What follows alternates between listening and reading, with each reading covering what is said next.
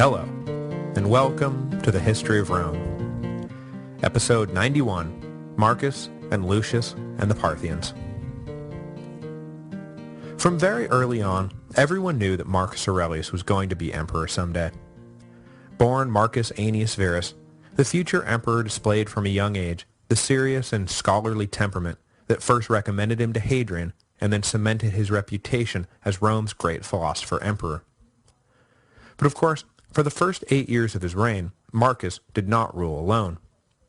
For the first time in history, at Marcus's insistence no less, there were actually two emperors ruling Rome at the same time. From very early on, no one knew what was going to become of Lucius Verus.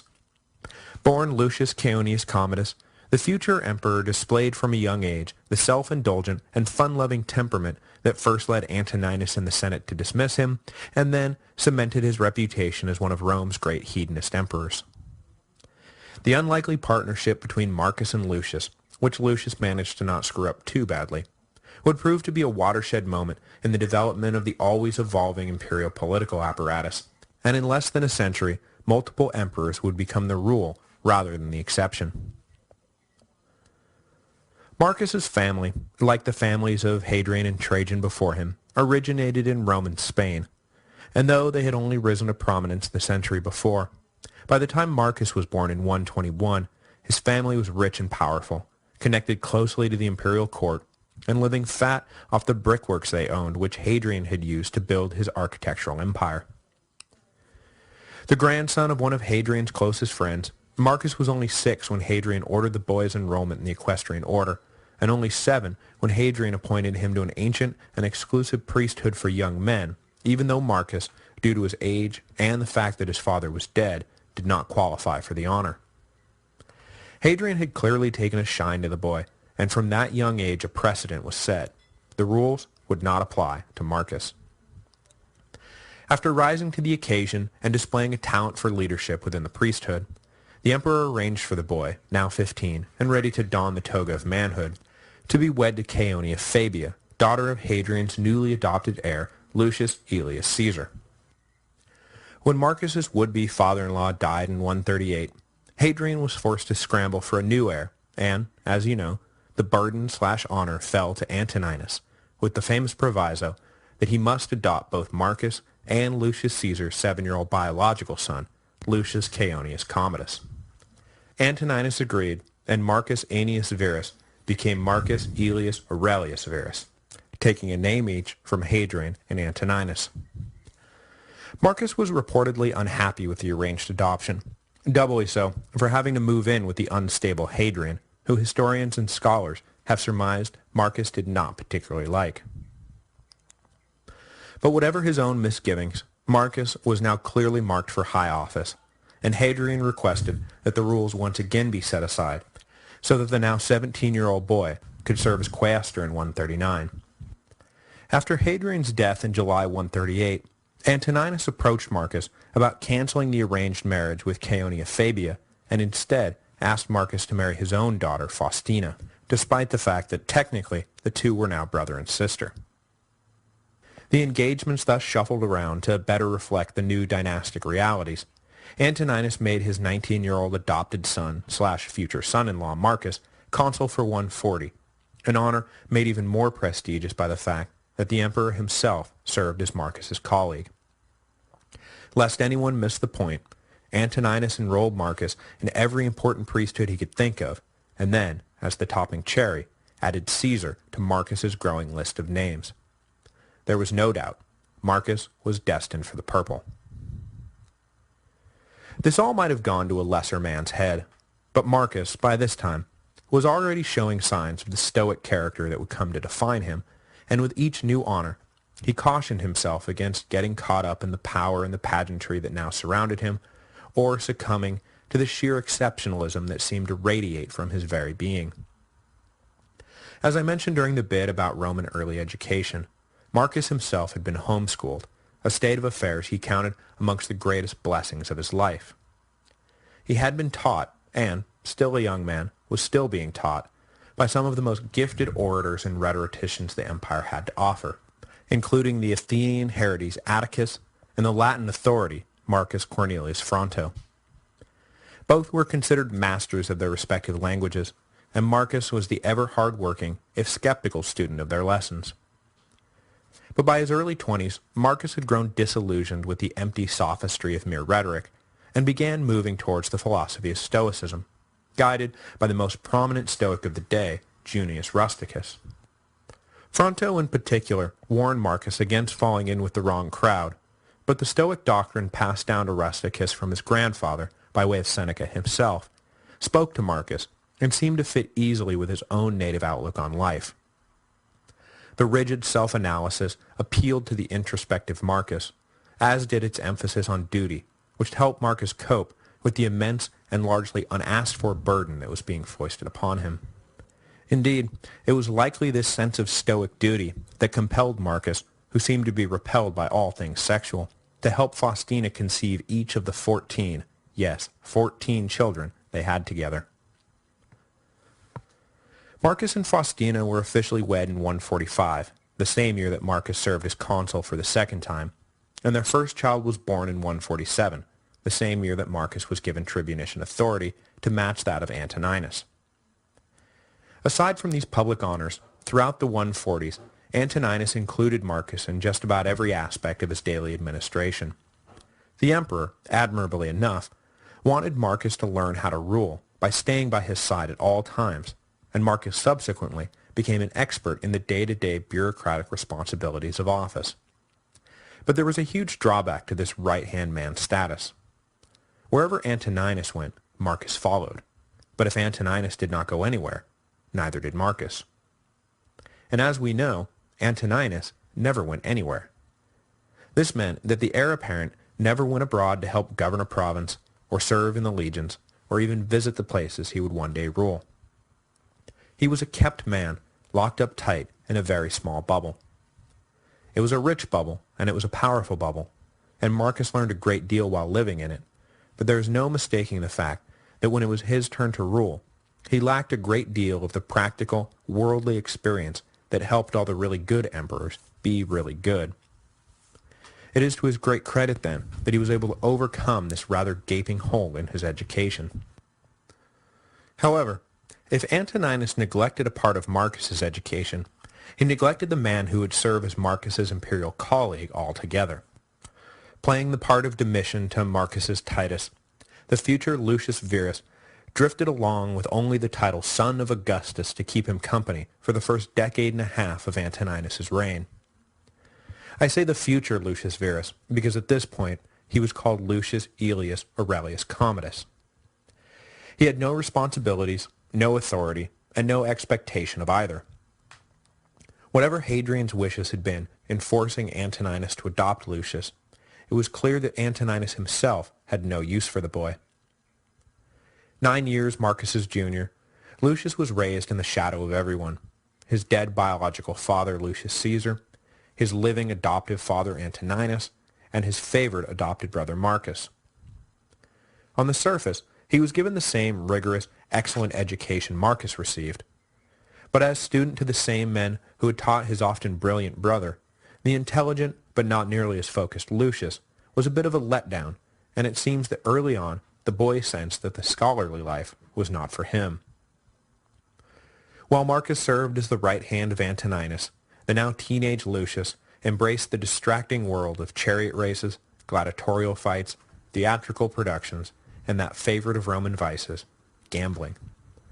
Where Marcus disdained all sport and thought taking sides unseemly, Lucius enthusiastically supported the green faction in the chariot races. Lucius was finally brought into the imperial administration when he was made quaestor in 152 and consul in 154. Forever reminding him of which son Antoninus favored more, though, Lucius reached each office at the age of 22 and 24 respectively, compared to Marcus's 17 and 19. As Antoninus aged and Marcus more and more took the lead in imperial affairs, it seemed to everyone that Lucius was destined for a comfortable life as the emperor's brother, but not much more than that. But when Antoninus finally died in March of 161 after 23 years on the throne, a funny thing happened. The Senate was readying an official proclamation stating that all imperial authority would be transferred to and held solely by the dead emperor's capable heir, the newly dubbed Marcus Aurelius Antoninus Augustus. Marcus himself, though, sent along word that there was a condition to his acceptance of authority and power. His brother Lucius, who Hadrian had clearly meant to join Marcus in the purple, must be granted the same authority and power. The Senate, a bit bewildered at the request, agreed to the terms in order to avoid a crisis of political continuity, but it left everyone scratching their heads. Why would Marcus want to share power, especially with Lucius, whose reputation for good times was beginning to precede him? But it seems that out of some lingering sense of duty to Hadrian, Marcus was not going to leave Lucius behind. Or perhaps he saw what the later empire would see all too well. One man cannot govern the whole of the Mediterranean by himself. Whatever the reasons, Lucius took his brother's unexpected yes for an answer and changed his name one last time to Lucius Aurelius Verus Augustus, taking up Marcus's discarded cognomen Verus out of respect for his elder brother, which is how we roundaboutly come to now calling him Lucius Verus. Ironically, in 160, the dying Antoninus had arranged for his two adopted sons to serve a consulship together in 161. So when they jointly accepted imperial authority in March, they had likely just finished serving alongside each other as the year's naming ordinary consuls, making 161 officially the year of Marcus Aurelius and Lucius Verus, which it very much turned out to be. In most respects, the two men were equals. Both held tribunician power, proconsular authority over the provinces, etc., etc. But Marcus was clearly the first among equals. He was 9 years Lucius's senior, had served one more consulship than his brother, and perhaps most pointedly was the sitting Pontifex Maximus, an honor he declined to share with his brother. So in practice, their power-sharing worked out a bit like the old dictator and master of the horse relationship. Marcus the dictator, whose authority was absolute, and Lucius the master of horse, who ruled everyone but Marcus, to whom even he deferred. The history books like to point out that this was the first time the empire was ruled by co-emperors, which would become the norm in the coming century. But I don't think that we should forget other critical power-sharing agreements that served as well-known precedents: Augustus and Marcus Agrippa, Augustus and Tiberius, and, in all but name, Trajan and Nerva. Having been granted the Senate's blessing, Marcus and Lucius went down to the Praetorian camp, where they promised the largest ascension donative in history, equivalent to nearly 3 years' pay for the soldiers and more than that for the officers. The guard had not been making any seditious noises and was not even challenging the elevation of either man, but, with the two new emperors lacking any experience or rapport with the legions, it was perhaps prudent to overwhelm any doubts that might creep into their heads down the road with an enormous chunk of cash up front. It did the trick. The provincial legions would be taken care of in due course, but Marcus and Lucius left the Praetorian camp secure in the knowledge that the only armed men within 500 miles of Rome were firmly on their side. All in all, the new emperor's first day in power went swimmingly, and closed without any major disasters or crises erupting, and at least for that one day, it seemed like their joint reign might turn out to be a pleasant continuation of Antoninus's. For the scholarly, introspective Marcus and the fun-loving Lucius, an empire at peace meant that they would be left free to pursue whatever particular pleasures actually interested them. Marcus could read and think, Lucius could drink and gamble. But unfortunately, unbeknownst to them, the golden age of Antoninus was already dead. Day one may have come and gone without incident, but that would prove to be the exception rather than the rule. The joint reign of Marcus Aurelius and Lucius Verus was one of near continuous war, plague, and disaster. Right away, the peace was shattered by a newly aggressive Parthia. The Parthian king Vologases appears to have been biding his time, waiting for Antoninus to die, so he could jump the Romans while they were absorbed with the transfer of power. Marcus had tried to avoid just this sort of incident by leaving most of Antoninus's key eastern governors in place, so that there would be continuity of leadership on the frontiers. But it is possible that Vologases read this to mean that the new emperors were weak, and that now, more than ever, the Roman Empire was a paper tiger, ready to be kicked around. So, he led an army across the border into Armenia, deposed the Roman-approved king, appointed his own man, and dared the Romans to do anything about it.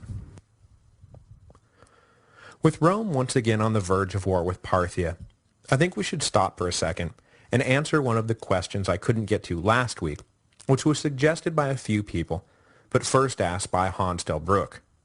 Can you give a brief historical outline of the Persian-Parthian Empire? Why, yes, I think I can.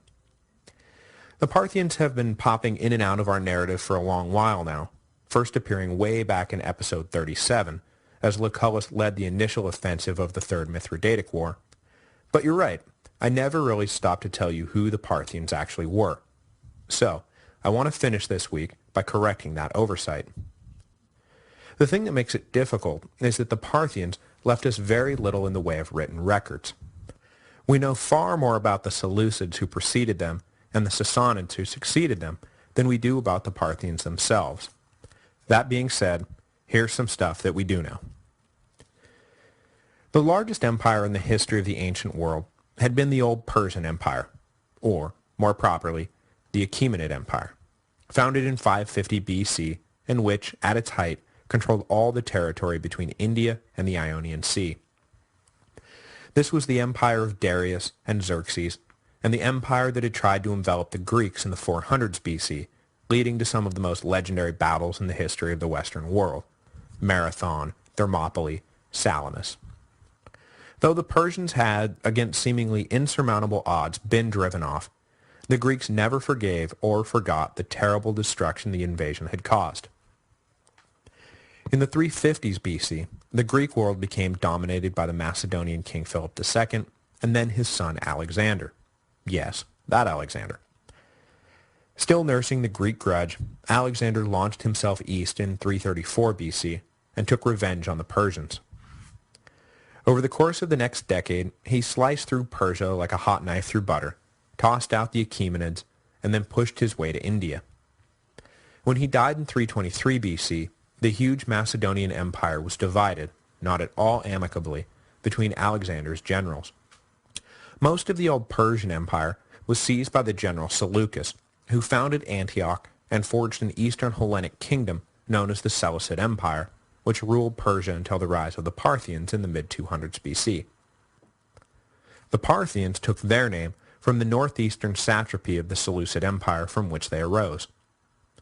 In or around 247 BC, a Central Asian nomadic tribe called the Parni invaded and took control of Parthia, which was already in revolt against Seleucid domination. The Seleucids at this point were caught up in a war with Ptolemaic Egypt, and the Parni tribe were able to cement their power over Parthia unopposed. When things in the west settled down, the Seleucid king was able to turn east and attempted to reassert control over his lost satrapy, but by then it was too late. A peace settlement left the rising northeastern power nominally a client kingdom, but a highly independent one. From the 160s to the 140s, though, an ambitious Parthian king named Mithridates I of Parthia swept east, reaching, besieging, and conquering all of the territory up to and including Babylon. In 139 BC, Mithridates captured the Seleucid king Demetrius, effectively silencing Seleucid claims to anything east of the Euphrates. But the old Hellenic kingdom, now consisting only of Antioch and its surrounding territory, was left intact by the Parthians, who saw the territory as a convenient buffer zone between them and the rising Roman menace sweeping out of the west.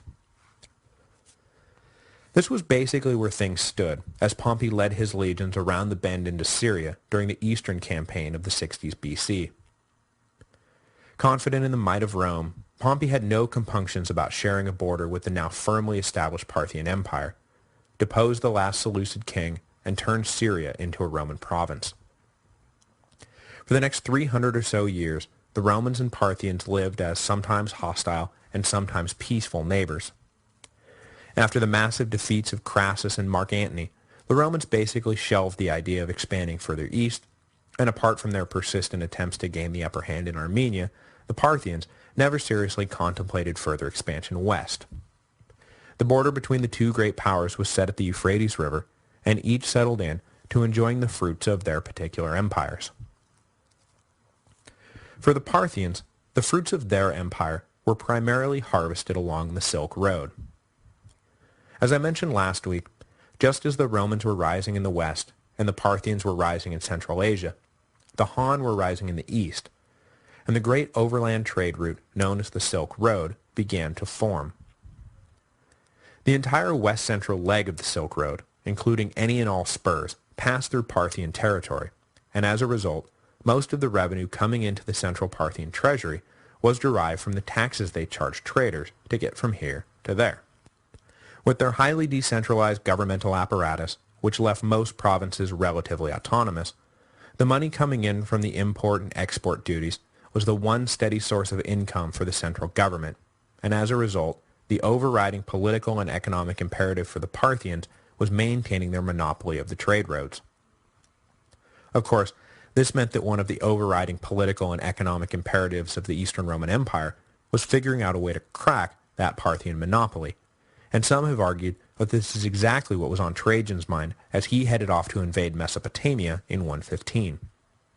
That campaign, you'll recall, eventually found the Romans in control of Cherix, a port along the Persian Gulf, which, had the Romans kept it, could have been one of the keys to breaking the Parthian monopoly.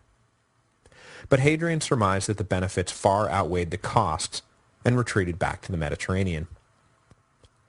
Some argued then, and argue today, that Hadrian should have shown stiffer resolve. But others point out that the Parthians had been caught up in one of their frequent dynastic struggles during Trajan's campaign, and once their internal disputes were settled, that the Romans would have found the Parthians themselves showing much stiffer resolve than Trajan had encountered. When Parthia was politically fractured, as it frequently was because of their decentralized structure, it could be steamrolled easily. But united, it had obliterated some of the largest armies Rome had ever assembled. In 161, the Parthians were once again united under the rule of Vologases IV, who had watched the Romans under Hadrian and then Antoninus undertake no meaningful military operations for decades. The Eastern legions, by the Parthian king's estimation, had gotten fat and complacent after nearly 40 years of inactivity.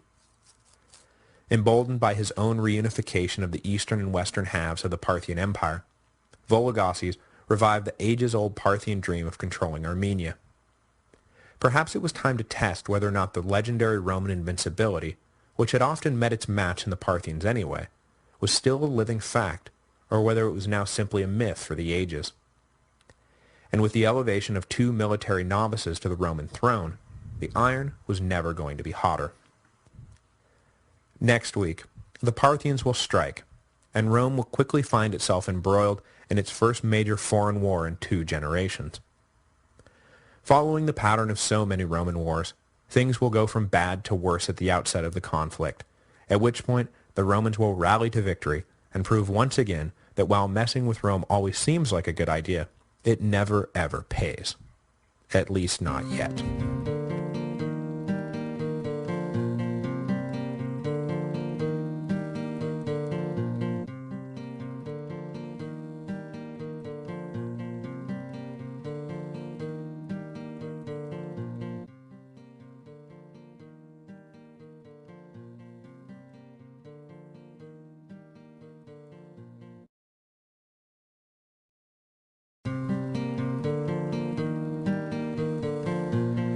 Hello, and welcome to the History of Rome, Episode 92, The Parthian War. When Marcus and Lucius became co-emperors in 161, the borders of the Roman Empire had been quiet for more than 40 years. Sure, there were periodic raids from the nomadic tribes living beyond the frontier, but for the most part, Rome had not dealt with a major foreign threat in decades. That was about to change. Just minutes after taking office, the new emperors found themselves facing war with Parthia in the east, and after dispatching that threat, they were forced to immediately turn north and fight like mad to protect the Danube provinces. Ironically, the two emperors who between them had served not a single day in the legions spent the majority of their reigns out on the front lines, leading Rome's army in a running battle to ward off foreign encroachment. Today, I want to focus on the initial threat posed by a newly resurgent Parthian empire in the east, while next time we'll get into Marcus's long war on the Danube against a forever shifting coalition of German tribes. In the years after Trajan's invasion of Mesopotamia in 115, the Parthians had been divided internally and had neither the time, the resources, nor the ambition to make trouble for Rome. But in the late 140s, a Parthian claimant to the throne named Vologases IV succeeded in reuniting what had become two distinct eastern and western halves of his empire. Riding high from this domestic victory, Vologases began casting his ambition into deeper waters. In the early 150s, he reasserted control over Charax, the Persian Gulf city I mentioned last week that had been enjoying independence since the withdrawal of the Romans in 118. Taking back the small kingdom without difficulty, or a peep from Roman diplomats, emboldened Vologases to tread still further afar. And this is how Armenia once again became the cause of conflict between the two great empires. In the mid to late 150s, Vologases began making noise that he was unhappy with the political status quo along the border, which of course gave fit to the patron saint of the status quo, Antoninus Pius. It is reported that as he lay dying, Antoninus's final thoughts were consumed by the treachery of various foreign kings who he felt had wronged him over the years, and that he railed against Vologases in particular for making deceitful trouble where no deceitful trouble ought to be made. What in particular the dying emperor was referring to is unknown, but the swift invasion of Armenia the Parthian king led following Antoninus's death leaves little doubt that the emperor was not just ranting deliriously. Vologases was clearly aiming to reshape the border between Rome and Parthia. Whether he always intended a military confrontation is unknown, but as I said at the close of last week's episode, the rise of two men without a gladius to their name seems to have tipped the scales in favor of taking by force what could not be peacefully agreed to. Up to this point, Vologases' life and career had been one of continuous success, and there was no reason for him to think that this new campaign would be any different. And at the outset of the war, events seemed to give the Parthian king still less to pause over. Rome blundered its way from defeat to defeat, its leaders weak and its legions soft. Probably unsure of what his prodding would provoke, Vologases had to have been thrilled at the anemic Roman response. Crazy as it sounds, as the rate things were going, it was not entirely out of the question that the Parthians might just be able to snatch the entire eastern Mediterranean coast. In the summer of 161, Vologases led an army into Armenia, deposed the Roman-approved king, and appointed one of his own countrymen monarch. The legions in the east did not need to wait for instructions from the emperor to begin making preparations for war. The governor of Cappadocia, in this case Marcus Sedatius Severianus, was the Roman official tasked with keeping watch over Armenia, and, you'll recall from our tour of the empire, he had 2 legions stationed on the Armenian border at his disposal to help him neutralize any threat. Overall strategic command of the eastern legions, though, fell to the governor of Syria, in this case Lucius Attidius Cornelianus. Both men had been at their respective posts for years, and were kept on by Marcus following the death of Antoninus to ensure the stability of the East would not be disrupted while he and Lucius settled into power. But whatever their experience and qualifications, both men proved unequal to the task at hand. Severianus, on the front lines in Cappadocia, witnessed the southern Parthian invasion and immediately huddled with his advisors to plan the initial Roman response. Unfortunately, the Cappadocian governor had lately come under the influence of an infamous mystical charlatan named Alexander. Not that this was a totally crazy thing to have had happen. Alexander had by this point fashioned himself into a rich and famous oracle who spoke divine prophecies on behalf of a python named Glycon, who Alexander claimed was a new fertility god. By the 160s, Alexander was not only the father-in-law of a Roman senator, but his cult had grown to rival that of the Epicureans and the Christians, and he counted a number of aristocratic Romans as his friend. So the fact that the governor of Cappadocia consulted Alexander about the situation in Armenia was not a huge breach of sanity. Lots of people believed in Alexander.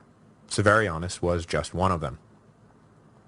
Alexander told Severianus that if the Romans counterattacked right away, that the governor would score an easy victory and come away with riches and fame to match those of the greatest Roman generals. Understandably excited by this response, Severianus led a legion across the border practically the next day. But, sadly for the Romans in general, and Severianus in particular, Alexander was more prophet with an F than prophet with a PH, and just 3 days after entering Armenia, the legion under Severianus was cornered in the mountains by a much larger Armenian force and wiped out. Severianus, after a long and distinguished career, committed suicide. The situation in Syria compounded this initial embarrassment. Cornelianus, who had been proconsul of Syria for almost 5 years, and was presumably a competent administrator in general, led a disorganized attack against Parthian forces massed along the eastern border, and was soundly defeated. With one of the Cappadocian legions destroyed, and the Syrian legions now nursing both physical and psychological wounds, the Parthians looked poised to deal the empire its first major territorial loss since practically the founding of Rome. Unlike the fine and dandy closing to their first day in power, the close of Marcus and Lucius's first year in power was an altogether different story. During the winter of 161-162, there had to be a very palpable feeling of doubt about the future of the empire. Would lifelong civilians like Marcus and Lucius be able to respond effectively to this major military crisis? What if the Parthians decided to invade Syria? And, inexperienced emperors aside, would the supposedly seasoned professionals in the army be able to respond effectively?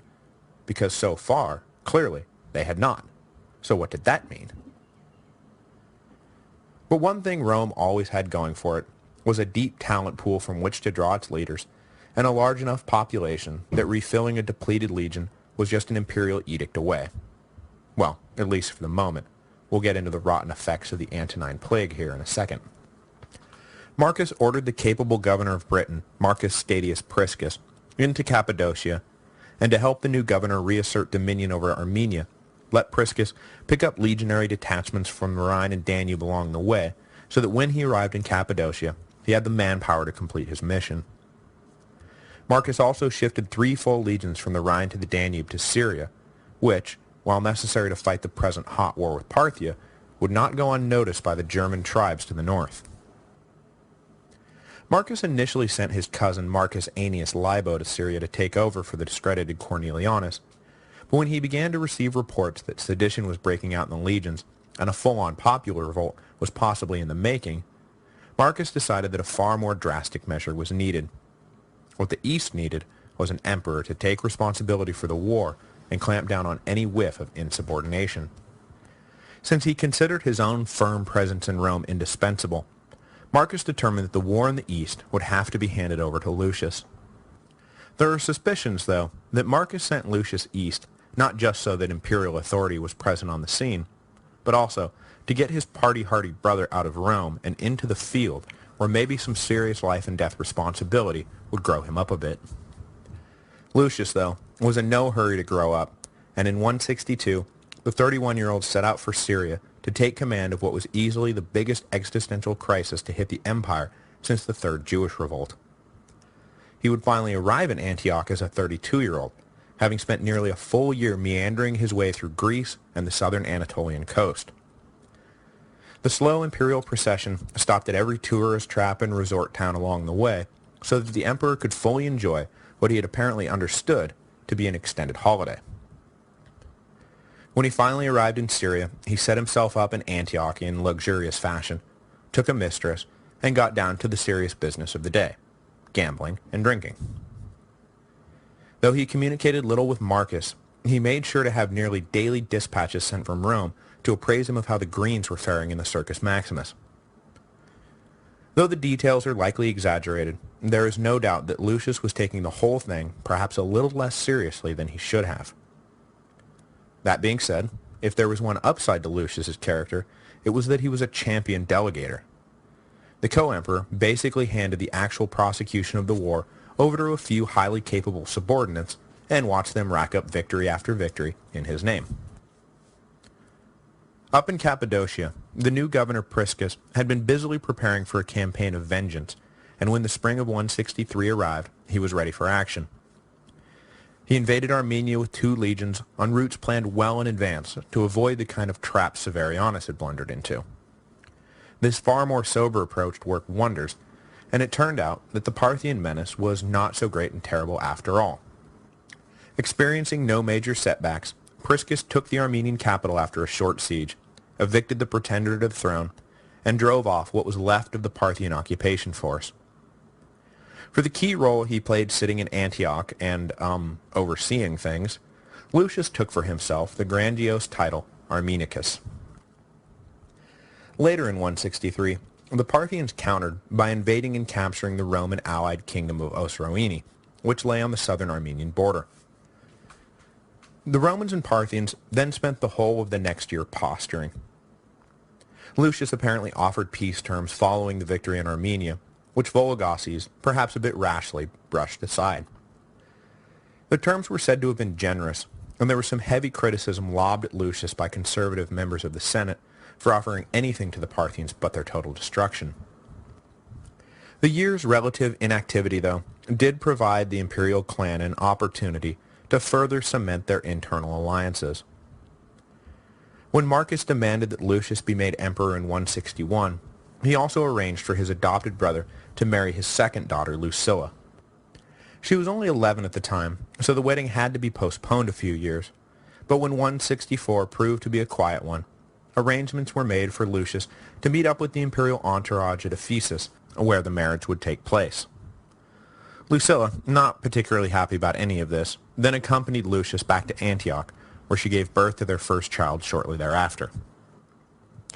When 165 opened, though, the time for posturing was over, and the Romans launched a 2-pronged assault into Parthian-held territory. The northern thrust into Osroene was led by Mardius Verus, while the southern thrust was led by Avidius Cassius, a man who we will have cause to deal with a little further down the road. Just as happened in Armenia, the Parthians were driven out of Osroene. The Parthian army fled back to a fortified city inside their own territory, but the Romans besieged the city and took it. The Parthian general went AWOL, and what was left of the army was smashed up against the Tigris River by the legions and destroyed. Avidius Cassius, meanwhile, marched down along the southern Tigris and captured Ctesiphon, the Parthian capital. Ctesiphon's Greek-speaking sister city, Seleucia, surrendered to the Romans at once and threw their gates open to the legions, but for whatever reason, Cassius let his men sack the city anyway, leaving an unusually cruel black mark on what had been an otherwise sterling record.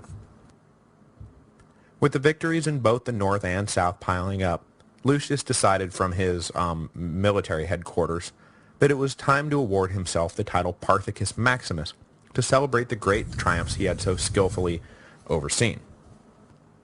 In 166, Cassius crossed the Tigris and took control of Media, leading Lucius to add yet another title, Mediacus, to his already somewhat embarrassingly bloated list of names. But whoever was taking credit for what, the string of defeats finally convinced Vologases that perhaps it was better that he settle for what he had in Parthia and not worry so much about trying to take what the Romans did not want to give him. He sued for peace and wound up ceding the Romans control over a chunk of Mesopotamia in exchange for a ceasefire. Worse than the loss of a chunk of desert, though, Vologases' aggression had cost him even nominal influence over Armenia. Thinking he was adding the kingdom to his empire, he wound up convincing the Romans that the power-sharing agreement was broken, and Marcus ordered the kingdom reorganized as a proper Roman province. Rather than a comfortable buffer zone, then, Vologases brought even more legions right to his doorstep. For the Romans, the whole thing seemed like a nifty little war. There had been some early setbacks, but Marcus and Lucius proved that they were not totally in over their heads. The legions proved that they were still a fighting force to be reckoned with, and the empire as a whole would prove that it was still capable of churning out talented field commanders. And, hey look, we even added a bit of territory to the empire. But these short-term benefits eventually gave way to some real long-term issues that would mar the whole rest of Marcus and Lucius's reign. To deal with the issue that we'll set up in the next episode, the reassignment of legions from the Rhine and Danube frontiers to the east left those frontiers badly undermanned. Governors were ordered to avoid conflict at all costs, But soon enough, the German tribes began to realize that the Romans may have left the lights on, but there wasn't really anyone tending the fire. It would prove to be a minor point in the long run, as those legions were easily transferred back to their northern posts. But in the mid-160s, the disparate Germans began to coalesce into far more unified confederacies, and the thought of easy Roman loot definitely played a part in the consolidation process. Easy Roman loot was a viable prize because the Romans were all east fighting the Parthians. Had there been no war with Parthia, the various tribes may have ignored these initial calls for everyone to join forces and invade the empire, because they would have seen the Roman defenses as insurmountable. But now, the Roman defenses aren't so insurmountable, are they? But the second great cost of the Parthian War was what the legions brought back from the east, namely the Antonine Plague. Likely first contracted by Cassius's troops as they occupied Ctesiphon, the plague would wreak havoc in first the legions and then the public at large, putting the empire in an almost permanent state of crisis for the next decade. Modern scholars believe, based on contemporary descriptions, that the Romans were up against a smallpox epidemic that, before it had run its course, wound up killing something like 5 million people in just a few years. Not only did this deal a crushing blow to the larger economy, but with the plague contracted by the legions first, it spread through the various camps like wildfire, and before long was ravaging the armies of the Rhine and the Danube. For the entirety of his running war with the Germans, Marcus would have to contend not only with a visible enemy trying to kill him from without, but also with an invisible enemy killing his legions from within. More than one campaign was cut short or not begun at all because of the chronic manpower shortages brought about by the plague. And of course, it was the plague that likely killed Lucius in 169 and definitely killed Marcus a decade later. In short, the role that the Antonine Plague played in the evolution of the Roman Empire cannot be understated. But that was all for the future. For now, the Romans were riding high. Lucius Verus returned to Rome Lucius Aurelius Verus Augustus Armenicus Parthicus Maximus Mediacus, and upon his arrival in the city he celebrated, with Marcus somewhat reluctantly by his side, a full-blown triumph. For the next 2 years, the emperors would once again share Rome, with Marcus plodding his way stoically through the day's routine, while Lucius enjoyed the riotous life of a wealthy libertine, his experience in the East apparently not having matured him one bit. However, though the lifestyle of his brother rankled Marcus to no end, Lucius was not an utterly disinterested hedonist, and in between parties did perform his duties as emperor with intelligence and efficiency. And this is the part that separates him from a Nero or a Caligula, because though Lucius surrounded himself with actors and gladiators and all the other dregs of society, he was not crazy enough to promote his social favorites to positions of authority. The real work was always left to serious men, and for that alone, Lucius does not make the list of the worst emperors of all time. The good times, though, did not last. Coinciding with the victory in the East, the northern border of the empire was suddenly beset with attacks on multiple fronts. There were a number of different factors that combined in the late 160s AD to produce the unprecedented pressure that was being felt on the Danube frontier, including the southern migration of the Goths in the far north, which pushed everyone else south, an increased level of political cooperation between the German tribes, which seemed to break the spell of divide and conquer that the Romans had always been able to weave so successfully, and of course, as I've already mentioned, the shift of legionary strength to the east, which left the borders more porous than they had ever been before. It all added up to an emboldened German population, perhaps even a desperate population, if you believe that the migrating Goths were pushing the southern tribes to seek settlement within the empire or face death, that was more willing than ever to go and have it out with Rome on the battlefield. In 166 or early 167, a confederation of tribes invaded Pannonia, but they were repulsed by a collection of local auxiliaries led by the governor Marcus Bassus. Bassus was concerned enough by the situation and his own limited military resources that he called a conference of the major tribes that was formally mediated by the Marcomannic king Balimer, who was, at least in theory, a trustworthy client of Rome, but in practice was about to prove one of their greatest adversaries. The conference ended with renewed pledges from everyone to respect the borders, but just a few months later, a combined army invaded Lower Moesia and managed to kill the governor of the province during the subsequent fighting. Back in Rome, Marcus and Lucius watched these events unfold, with an alarm magnified by the fact that the city and the legionary camps of the empire were being crippled by the Antonine Plague. They could barely keep the existing legions staffed. Raising new forces was, for the moment, unfeasible. But in 168, they were able to muster 2 new legions and safely think about traveling north to inspect the borders for themselves. The co-emperors set up a headquarters in the northern Italian city of Aquileia, and from there headed up to the Danube to get first-hand reports from the soldiers who had suddenly found themselves in a war zone. It was while the emperors were returning to Aquileia from the front during the winter of 168-169 that Lucius came down with a severe sickness. At the time, it was diagnosed as food poisoning, but many think he came down with the same plague that was ravaging the empire.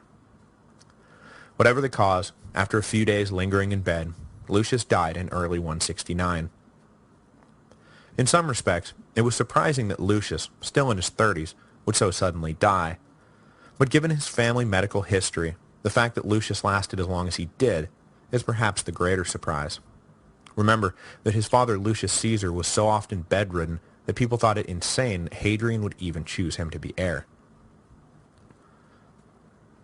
Though the situation on the Danube was of pressing concern, Marcus nonetheless accompanied the body of his brother back to Rome, where an elaborate funeral was staged, complete with a set of memorial games, the kind that Marcus so despised and Lucius so loved.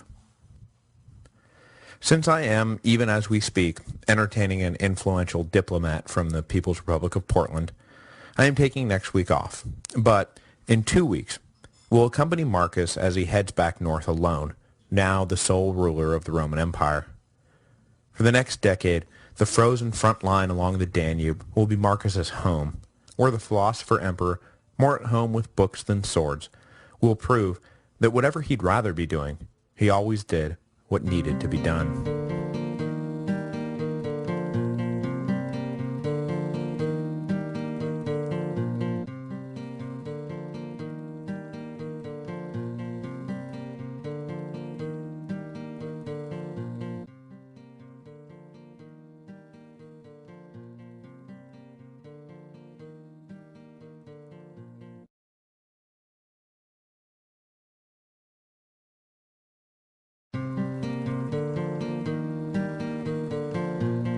Hello, and welcome to the History of Rome. Episode 93, The Marcomannic Wars. The victory over Parthia had been a double-edged sword. On the one hand, Rome had proven to their enemies that, whether or not the rumors were true that the empire was slipping into decline, for the moment, it was still the premier political, economic, and military force in the Western world. But on the other hand, the legions of Avidius Cassius, legions that had been so decisive in proving that point, had brought the devastating Antonine Plague back home with them. Thus, Rome's so recently re-established aura of invincibility was immediately shattered by an epidemic that hastened the pace of the empire's decline. In the end, it seems that labor shortages, famines, and undermanned legions were the only permanent spoils of war won by Rome in the conflict with Parthia. While these ill effects were not so immediately felt that the triumph over Parthia could be called a Pyrrhic victory, the conquest of the East definitely wound up a close cousin, as it was, after all, costly to the point of negating all benefit. Marcus had spent the years of the Parthian War in Rome, running every other part of the empire, while hostilities unfolded in the East. I didn't mention this last week, but just as the new emperors were forced to deal with the immediate crisis of a Parthian invasion of Armenia, they were also forced to deal with 2 other crises right in their own backyard. In 162, after less than a year on the throne, the Tiber flooded, causing extensive damage to the capital and triggering catastrophic food shortages. Hunger and panic gripped the city, and both Marcus and Lucius, who was still in Italy at the time, had to scramble to initiate rescue, relief, and cleanup efforts. Both men received high marks for their response, and the suffering of the general population was kept as low as a disaster of that magnitude would allow. The other crisis that struck Rome in the early years of Marcus's reign was neither immediately recognized nor, frankly, even suspected would become a crisis. In August 161, Faustina gave birth to twins. As so often happened with Roman children, one of the two, a boy named Titus, died in 165, having just barely emerged from infancy. This was a tragedy, but in the grand scheme of things, only a minor one. The far greater tragedy was that the other twin, a boy named Commodus, survived. But that time bomb wasn't set to go off for another 20 years, and for now, the emperor and the empire seemed blessed that this healthy young boy was managing to thrive in a world full of disease, famine, and war. During the early 160s then, while Rome was dealing with a series of disasters, both manifest and dormant, the challenge that would consume the second half of Marcus's reign was just beginning to come into its own. North of the Danube, the disparate German tribes were beginning to rethink their relationship with each other and question their greater relationship with Rome. After the massacre in the Teutoburg forest, the Romans had successfully prevented Arminius from uniting all the German tribes into a single force by exploiting the ascendant German leader's rivalry with the Marcomannic king Merobotus. Famously, when Arminius sent Varus's head to Merobotus in an attempt to persuade the Marcomanni to join him, the already co-opted Merobotus sent the head along to Augustus for burial. Without the necessary support from the Marcomanni, by far the strongest single tribe in southwest Germany, Arminius's coalition eventually collapsed, and the Romans did not face another serious threat from beyond the frontier for a century and a half.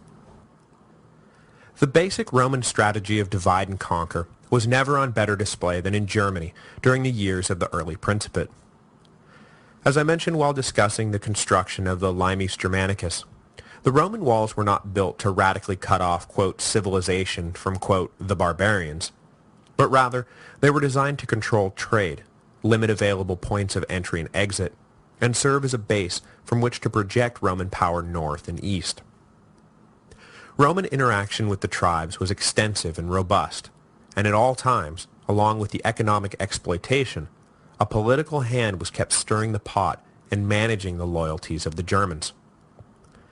Not only were some tribes given advantages over other tribes to keep their interests divergent, but elites within those favored tribes were often further enticed and divided from their own people, creating a condition where the tribes were divided from each other both internally and externally. Popular uprisings were suppressed by their own leadership, and hostile tribes were kept in check by their Roman allied neighbors, all without the Romans really having to lift a finger. These deft political machinations lie at the heart of what has occasionally and poetically been dubbed the Roman genius. Along with the discipline of the legions, the unparalleled skill of their engineers, the Roman ability to politically manipulate their enemies into submission was one of the great keys to the success of the empire. But the times, they were a-changin'. When the war with Parthia erupted, the Romans were forced to redeploy the legions to meet the threat.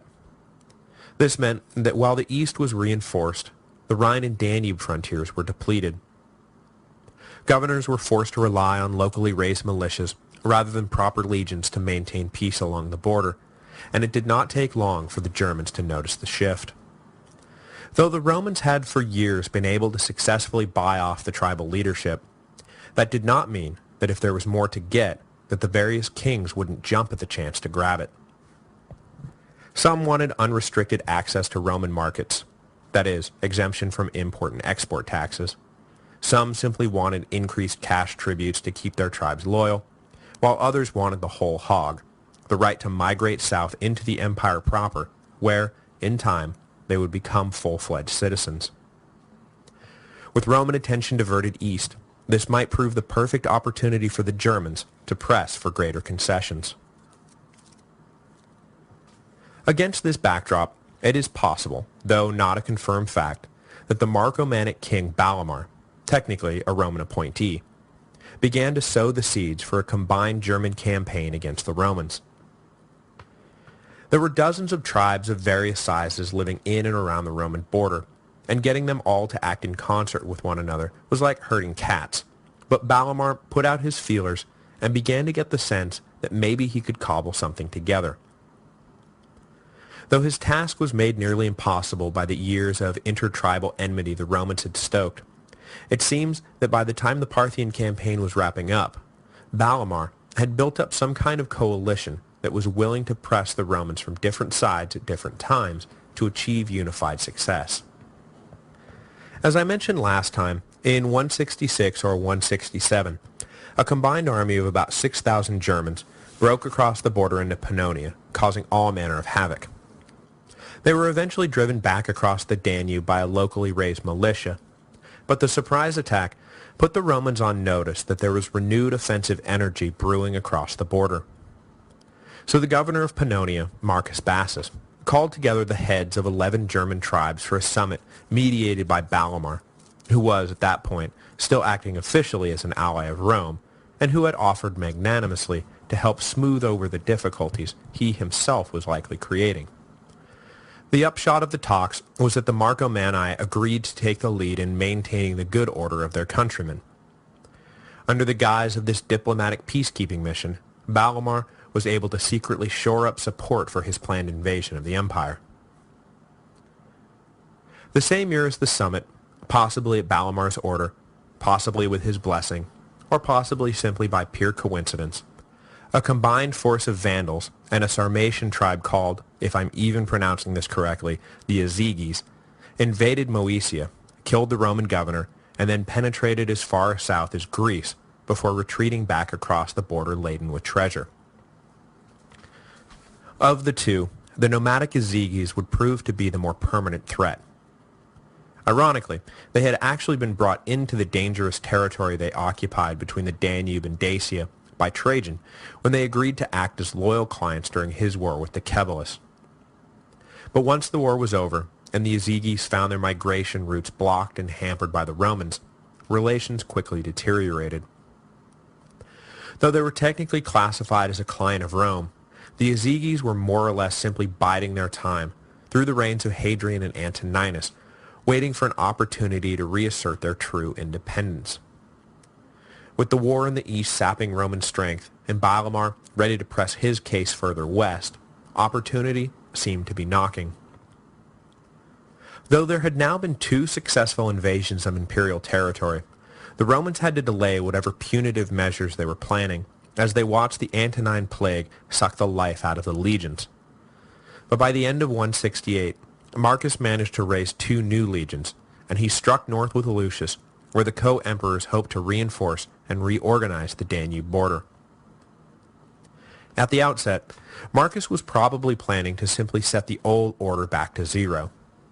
But rather than falling back into their divided and submissive state, the Germans, led initially by Balamar's Marcomannic coalition, instead turned the heat up, and just like that, the last 12 years of Marcus's reign was written.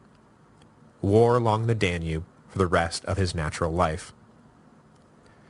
Lucius, meanwhile, escaped what fate had in store for Marcus by dying in early 169, which was probably not such a bad thing for him, as tent life along the frozen Danube was nothing, and I mean nothing, like the pleasures he was used to enjoying in Antioch and Rome.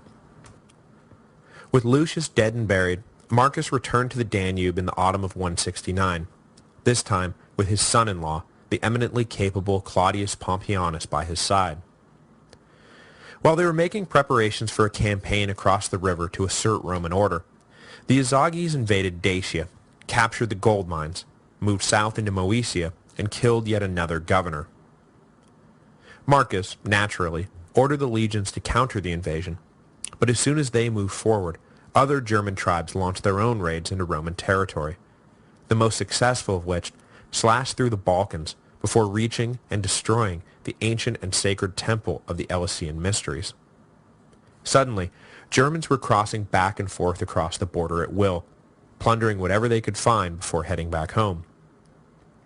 The Romans scrambled to plug all the leaks, but all of this was merely a prelude for the great flood Balamar had planned. West of the great bend in the Danube, where the river begins its journey south, Balamar assembled 20,000 men from the tribes he had so carefully cultivated and led them into the Roman province of Noricum. They clashed with the legionary garrison stationed at Charentum and blew the outnumbered Romans out of the water. Suddenly, the path to Italy was clear. Leaving behind a contingent to ransack Noricum, Balamar led the rest of his army southwest. Foreshadowing future disasters for Rome, the Germans made quick time using the well-maintained Roman roads, and before any reasonable response could be initiated, they were banging at the gates of Aquileia. This was obviously now a crisis of humongous proportions. No foreign invader had set foot in Italy since 101 BC, when Gaius Marius had defeated the combined army of the Cimbri and the Teutones, but now, almost out of nowhere, a German army was wreaking havoc in the home province. Worse yet for the Romans, a relief army sent under the command of the Praetorian prefect Furius Victorianus was defeated upon arrival, and Victorianus himself was killed in the fighting.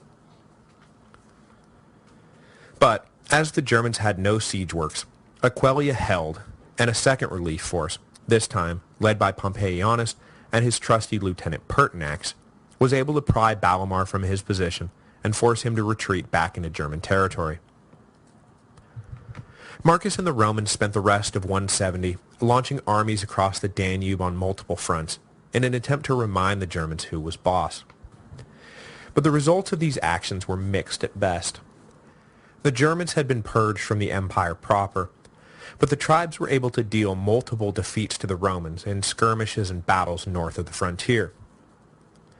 By the end of the year, badly shaken, but at least having reasserted mastery of their own domain, Marcus opened negotiations with the various tribes to see what could be done about re-isolating them from one another.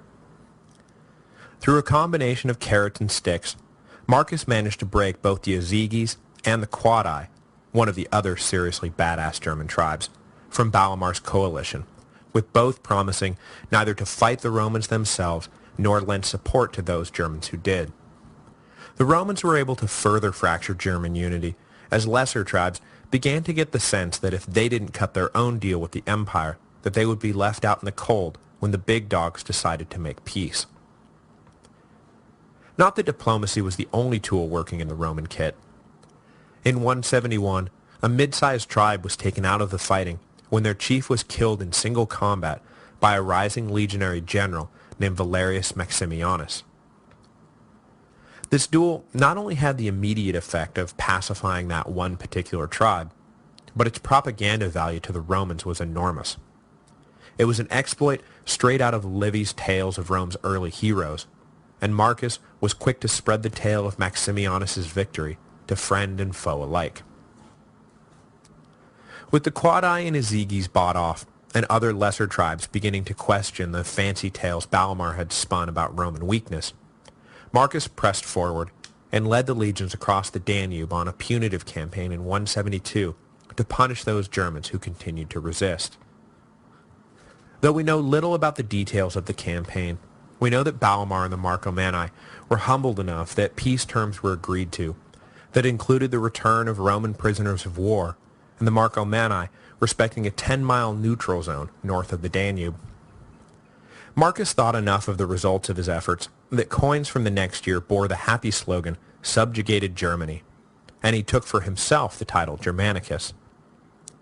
But this was not the end of Marcus's adventures along the Danube. Not by a long shot.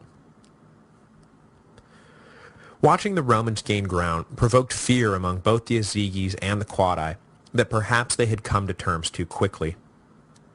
The Azygis in particular worried about noise being made by Marcus, that he felt the eastern nomads, who were not Germans per se, were too dangerous to tolerate in any fashion, and that he considered outright genocide to be the best policy for the Romans to pursue.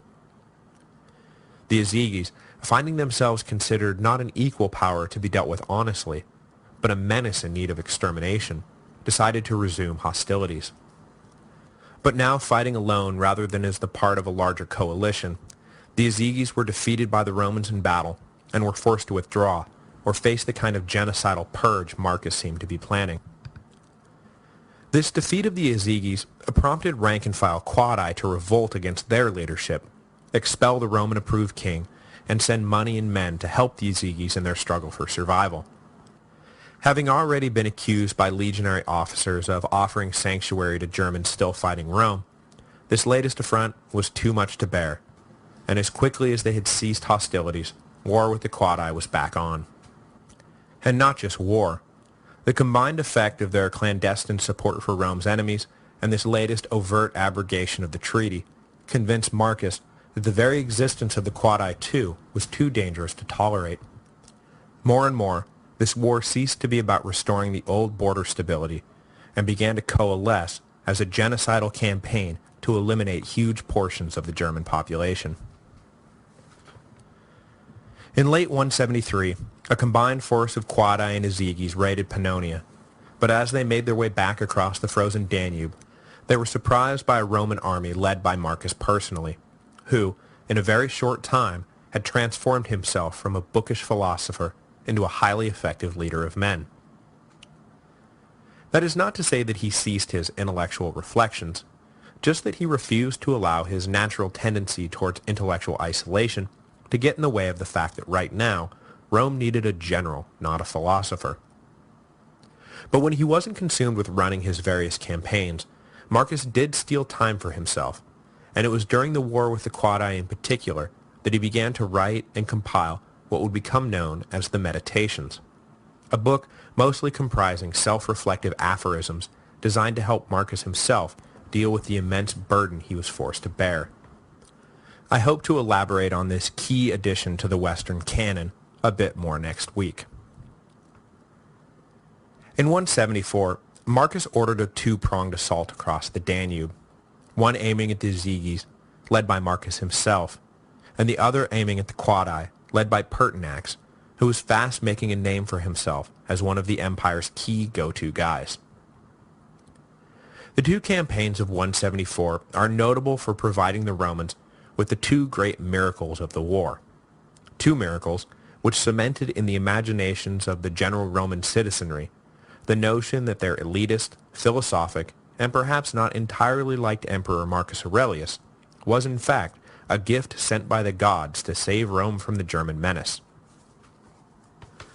The first miracle came while Marcus was campaigning against the Ezeghes. The Romans were being pressed hard, and defeat seemed imminent, when suddenly the clouds darkened, and a lightning bolt struck and destroyed the German siege works. Terrified, the Ezeghe line collapsed, and Marcus rolled to victory. This became known as the lightning miracle. The second miracle came about a month later, while Pertinax fought the Quadi. The Romans found themselves surrounded by a much larger Quadi force, and though they were able to temporarily resist attack, there seemed to be no escape. Compounding the danger was the fact that the Quadi had effectively blocked Roman access to fresh water, and in the heat, the legions were becoming dehydrated. With Roman morale sinking to its breaking point, the Quadi were about to launch what was shaping up to be a massacre, when suddenly the clear skies clouded over and began pouring rain. The demoralized legions suddenly sprang back to life, catching water in their shields and helmets and drinking deeply from this sudden gift from the gods.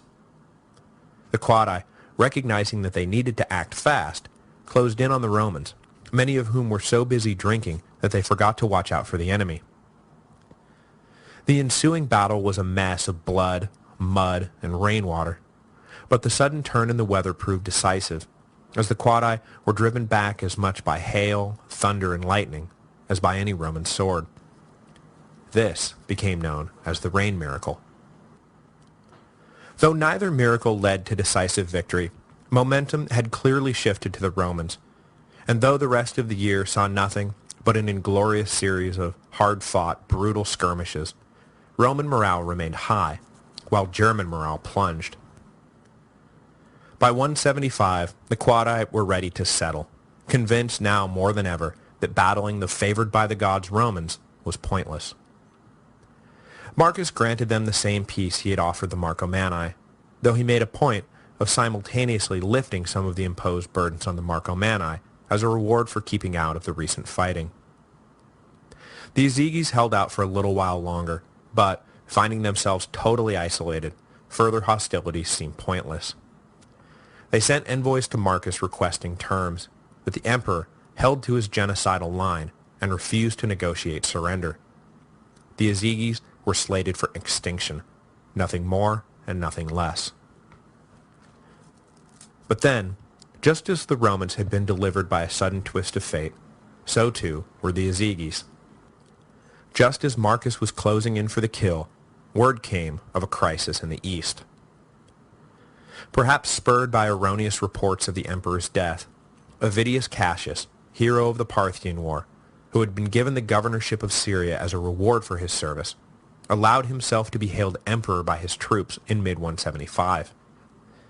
The other eastern legions followed suit, and just like that, seemingly without cause or warning, Cassius found himself leading the whole Eastern Empire in revolt against Marcus.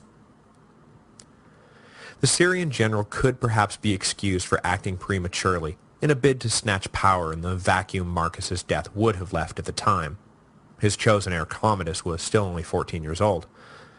But in persisting with his revolt even after he learned Marcus was alive and well, Cassius became a full-blown enemy of the state. Marcus was forced to set aside whatever plans he had for sealing the deal along the Danube and rush east to deal with Cassius's revolt head-on.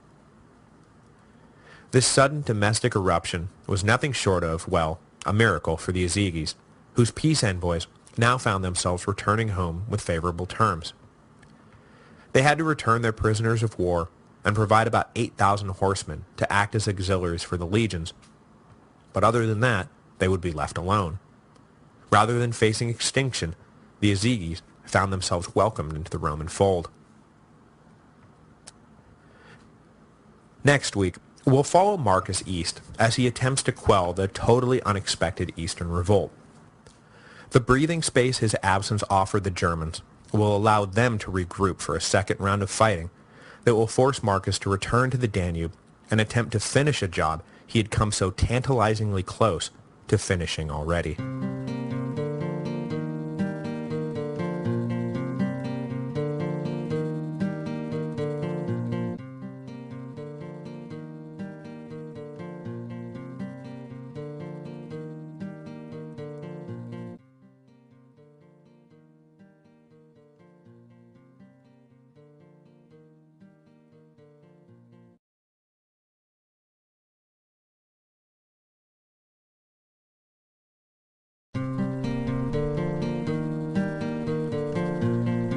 Hello, and welcome to the History of Rome. Episode 94, Revolt and Meditations. As winter turned to spring in 175 AD, Marcus Aurelius was at the height of his power and prestige. When he became emperor 14 years earlier, there were very reasonable doubts about his ability to handle major crises. Having never set foot outside of Italy or inside a legionary camp, there is no begrudging those who saw the fragile, intellectual Marcus ascend to the throne in 161 and figured a stiff breeze would blow his whole regime right over.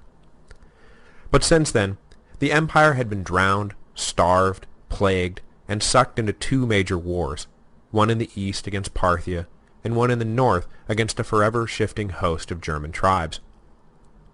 Not only had frail Marcus not been blown over by this gale-force wind, but he had risen to meet each and every challenge with the perfect mix of steady confidence and genuine ability. With such a capable leader leading so capably, it is no wonder that in 175, just after Marcus was putting the finishing touches on his brilliant northern campaigns, the Eastern Empire rose up in revolt. Wait, what? Let's go over that again. Good emperor, triumphant general, effective administrator, revolt. Something doesn't add up. To escape from this apparent political non sequitur, we need to take a look at the empire's situation as the spring of 175 dawned from another perspective. And then, also remember that when the revolt in question finally breaks out, it was probably the result of a simple miscommunication. You see, not everyone was super jazzed about Marcus's adventures along the Danube. I didn't do much soldier counting last week, but during the first phase of the Marcomannic Wars, Marcus had lost something like 10% of the 100 to 140,000 men he had assembled to fight the Germans. True, only a fraction of that number were actually battle casualties, with the rest succumbing to plague, but that only reinforced the point. The empire was being ravaged by smallpox. The provinces were slowly depopulating, there was not enough hands to work the fields, and what grain was being harvested was being sent to the front to feed the troops. Was now really the best time to be putting our foot down with the Germans? Was this really the best use of the empire's resources? These questions were answered, at least in the East, with a resounding no. Whether their outlook was overly parochial is a question for another time, so for now, let us simply note that, seeing only sacrifice without benefit, the citizens of the East were becoming progressively more hostile towards Marcus Aurelius and his pointless war in the frozen north. In 172, protesting the excessive tax burden, an insurrection broke out in Egypt that was efficiently put down by none other than Avidius Cassius, who, in just a little while, will find himself harnessing that same angry energy in his own bid for power. Back in Rome, the Senate was generally supportive of Marcus's policies, but there was a growing faction of senators who secretly opposed the imperial regime. Of these dissenting nobles, there were roughly two overlapping camps. One was clustered around the extended family of Lucius Verus, who felt they were being shut out from their rightful seat at the table now that Lucius was dead. After all, wasn't it Lucius's father who wise Hadrian had elevated first? And now we're not getting any of the good appointments, any of the plum jobs? Much as the early years of the Principate had been defined by the struggle between the Julio and Claudian wings of the imperial family, so too was there now an undercurrent of tension between Lucius's Chaonii and Marcus's Anii families. The other camp was a collection of senators who saw an empire in crisis, and Marcus's obsession with waging war along the Danube only making things worse. Like the citizens of the East, they too pointed to the plagues and the famines and the depopulation, but unlike the Eastern parochial grievances, these senators saw the big picture and did not like what they saw. In 171, in a sign of things to come, Moorish raiders attacked the practically ungarrisoned Iberian Peninsula and sent the Spanish provinces spinning into chaos. Rich, fertile, and peaceful, an attack on Hispania was an attack on the very heart of the empire, and though Marcus sent one of his better generals to oversee the expulsion of the North African invaders, the emperor himself seemed to look upon the crisis as being of minor import compared to his work in Germania. A number of senators profoundly disagreed with this ordering of priorities, and not just because they owned extensive property on the peninsula, which, yeah, they did, but also because they looked at Marcus expending 140,000 men in defense of some frozen patch of dank forest while Spain burned, and couldn't help but wonder what on earth the emperor was thinking. But it was not just the trouble in Spain that gave them pause. It was also the fact that the natives of Britannia took Marcus's almost single-minded focus on the German question as a sign that they ought to once again attempt to expel the Romans from their island. So the East was being worked to death, the West was dealing with uprisings and invasions on multiple fronts, and all the while the Antonine Plague continued to take its toll. And where was the emperor? Fighting uncivilized rabble in the north by day, and composing esoteric philosophy in his tent by night. Enter Avidius Cassius. Now, as I've mentioned once or twice, Avidius Cassius probably did not mean to lead a revolt. The hero of the Parthian War had been on friendly terms with the imperial family for years, and in particular maintained a correspondence with the Empress Faustina. During the winter of 174-175, it seems that Marcus's health had deteriorated to the point that Faustina was openly expressing concern to Cassius about the delicate issue of succession. Commodus, both her and Marcus's first choice to be heir, was not yet a man, and if Marcus died, the empire could be sucked into a civil war. The details of all this are sketchy, as the correspondence between the two was burned after Cassius's death, but it seems like Faustina may have offered her hand in marriage to Cassius, in exchange for Cassius protecting Commodus's eventual claim to the throne. It also seems that Cassius may have missed the "if Marcus died" part of the sentence, and, perhaps spurred on by other rumors, took the note to read that the emperor was dead and Faustina was urging him to claim the throne. In the spring of 175, then, Cassius allowed himself to be proclaimed imperator by the Syrian legions, an oath that was quickly seconded by the Egyptian and Palestinian garrisons. But the tide of sedition stopped short in Cappadocia, where Mardius Verus, Cassius's old comrade from the Parthian Wars, refused to sign on. Instead, he dispatched a message to Marcus, warning him that the East was in revolt. As I said at the end of last week, the emperor was forced to drop what he was doing, make peace with the Ezeghes before they learned that Rome was divided, and then head east to confront the rebellion. Coming to terms with the surprised nomads, he packed up the imperial entourage, along with Faustina and Commodus, both of whom were living in the camp with him at the time, and made with all haste for Syria. To the delight of conspiracy theorists who believed that Faustina and Cassius were not the victims of some innocent miscommunication, and were instead actively plotting behind Marcus's back, Faustina became sick while the caravan passed through Cappadocia, and, succumbing to the illness, suddenly died in mid-175. As with all imperial deaths, it was suspected that Marcus had done her in for conspiring against him, or that she had committed suicide, knowing that all the sordid details of her plot were about to come out. But no one has ever been able to show that her relationship with Marcus involved anything but unwavering support, or that her death was anything more than a sad tragedy for the emperor, yet another sad tragedy in a life full of them. Cassius's revolt lasted 3 months and 6 days. Though he was eventually alerted to the fact that the emperor was, alive, Cassius decided to persist, probably reckoning that the die was already cast.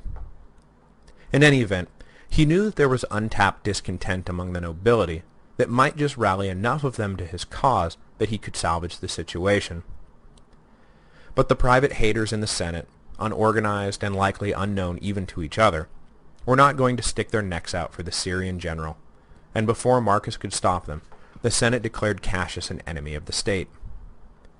Had he been able to, the emperor would have killed the resolution, as he was looking forward to generously pardoning his old friend Cassius for the mistake he had made. But the declaration was made, and soon after one of Cassius's own centurions patriotically assassinated the rogue general and sent his head to Marcus.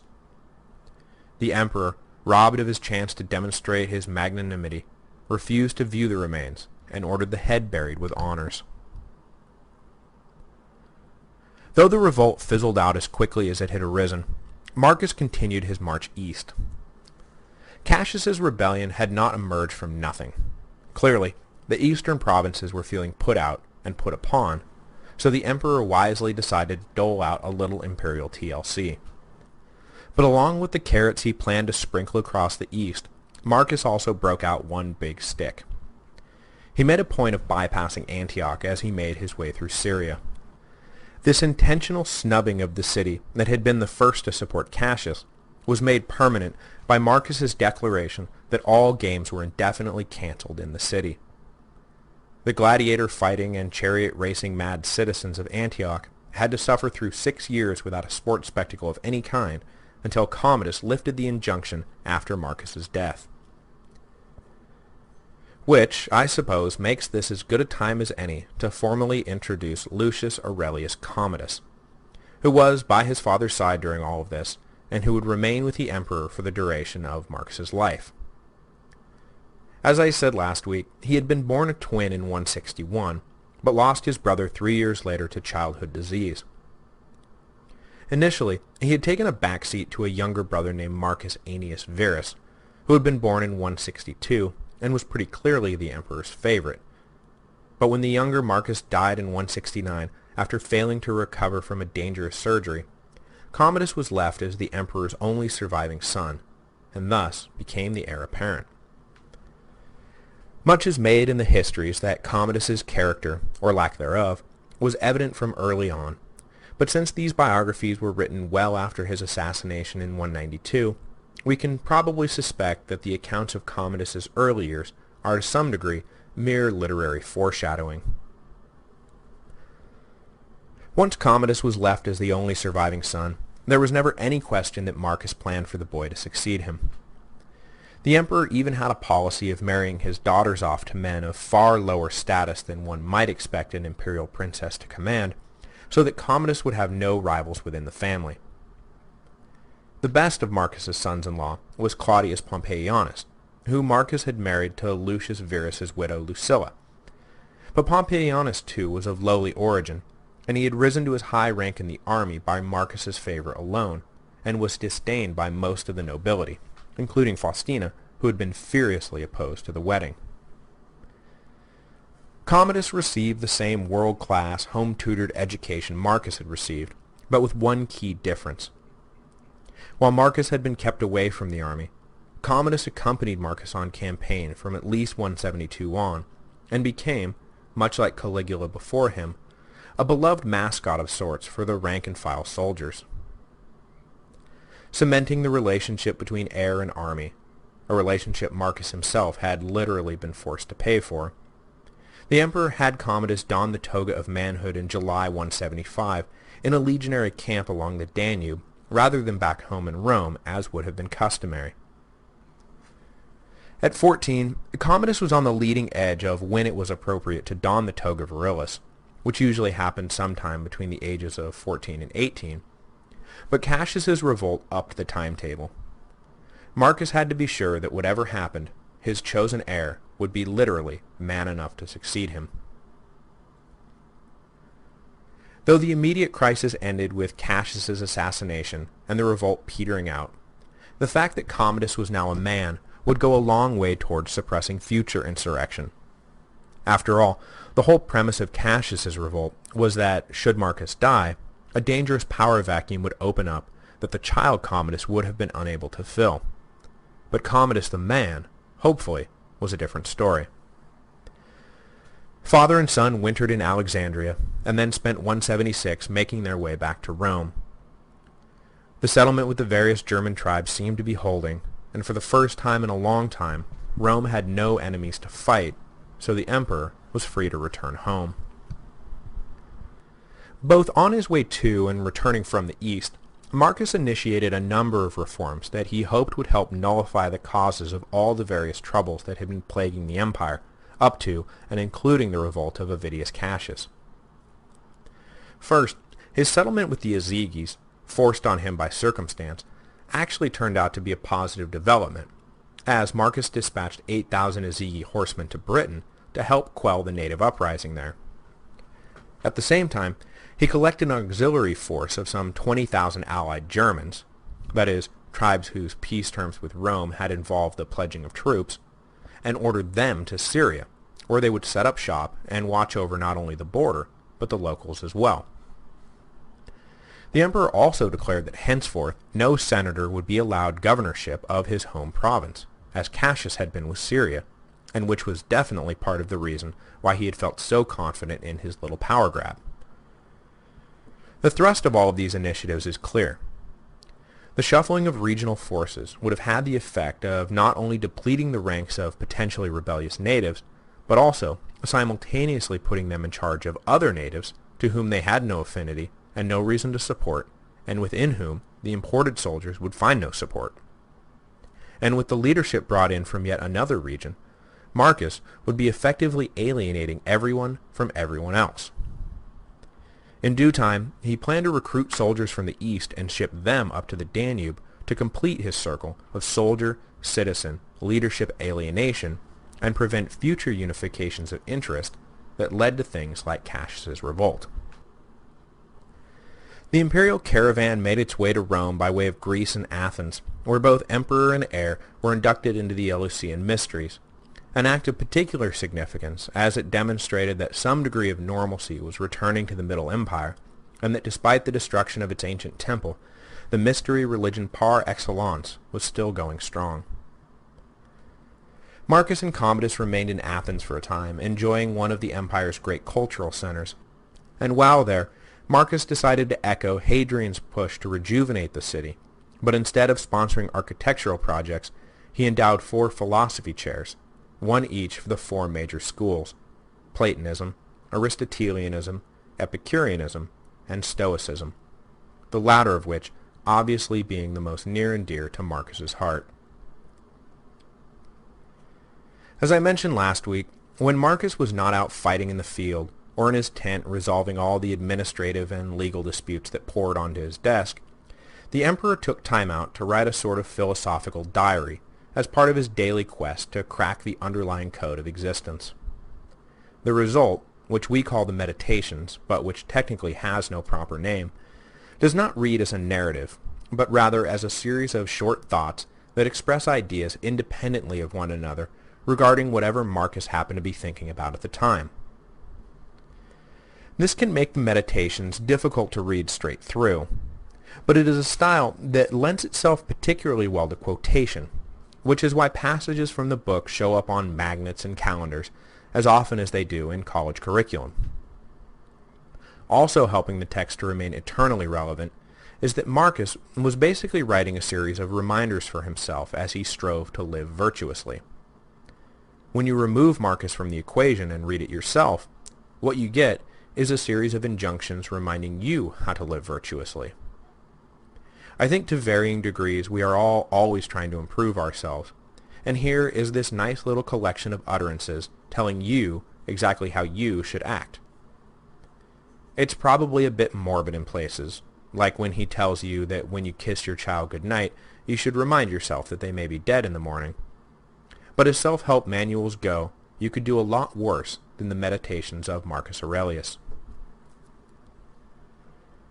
When everything gets boiled down, Marcus is essentially rephrasing a few basic themes over and over again in dozens of different ways.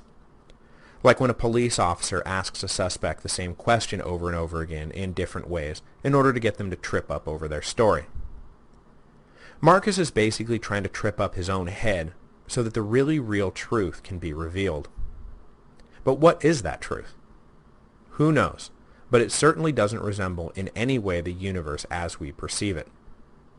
For Marcus, most of what we see and hear is either an illusion, like time or the apparent division of objects, or it is an objective fact that we emotionally misinterpret, like our negative posture towards death or our irrational attachment to glory. For the Stoics, this latter bit was of the utmost importance.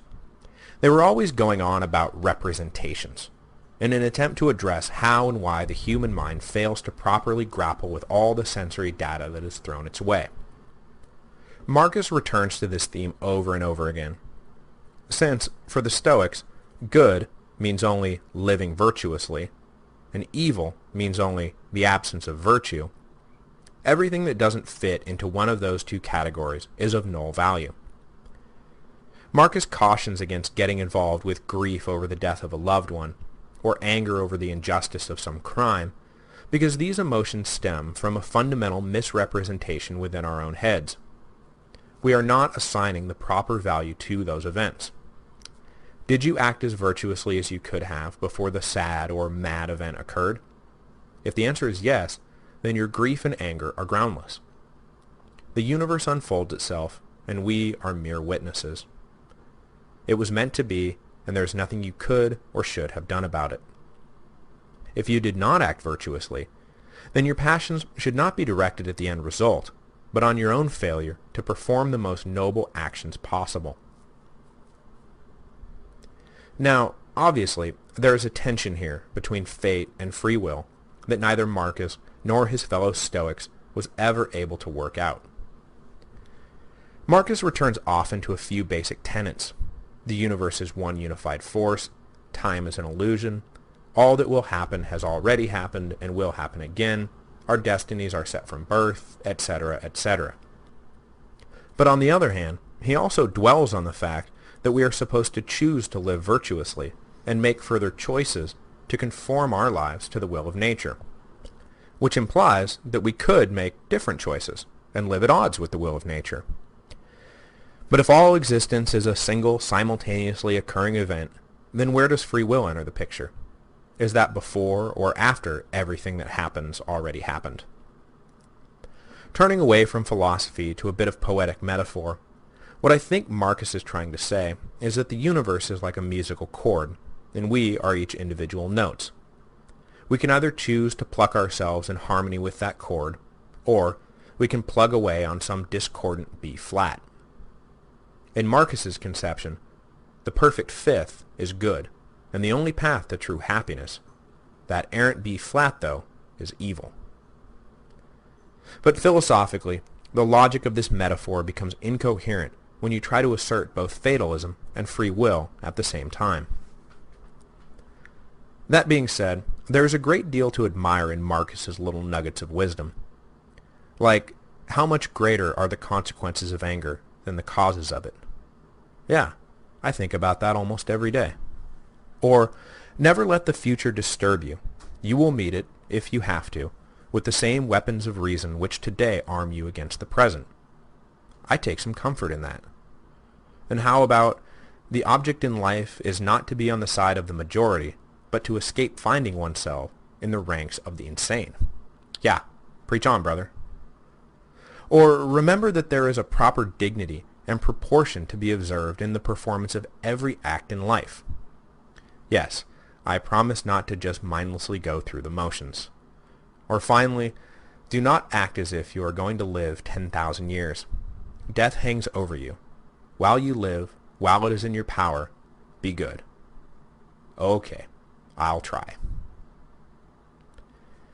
The manuscript of the Meditations, originally written in Greek for the emperor's eyes alone, somehow managed to get copied and was then published at some point in the years after Marcus's death. However, I have not been able to track down exactly how this happened, so if anyone out there has any information on this, by all means, let me know. From there, if I had to speculate, I'd say that it probably wound up in the Imperial Archives or one of the many private collections, and from there transferred to the libraries of the Catholic Church, where the wisdom of Marcus was read, but more or less laid dormant for 1,000 years, before being picked up by Renaissance scholars who were looking to find truth in places other than the Bible. Since then, this little book of sayings has been lauded by scholars, not only for its insights into the human condition, but also because it is one of the first examples of honest, personal, philosophic reflection. John Stuart Mill, for example, went so far as to compare it to the Sermon on the Mount. Ironically, the continued publication and citation of the Meditations keeps Marcus Aurelius as one of the most identifiable of all Roman figures. This, for a man who looked so disdainfully on the vainglorious quest for posthumous fame, and who constantly reminded himself, how many who once rose to fame are now consigned to oblivion, and how many who sang their fame are long disappeared. Next week, we'll close the book on the living Marcus Aurelius, and try to note without too much sarcasm that the reason why we know so much about his life and times is that, in a vainglorious quest for posthumous fame, he ordered a magnificent triumphal column built to record his exploits for all time.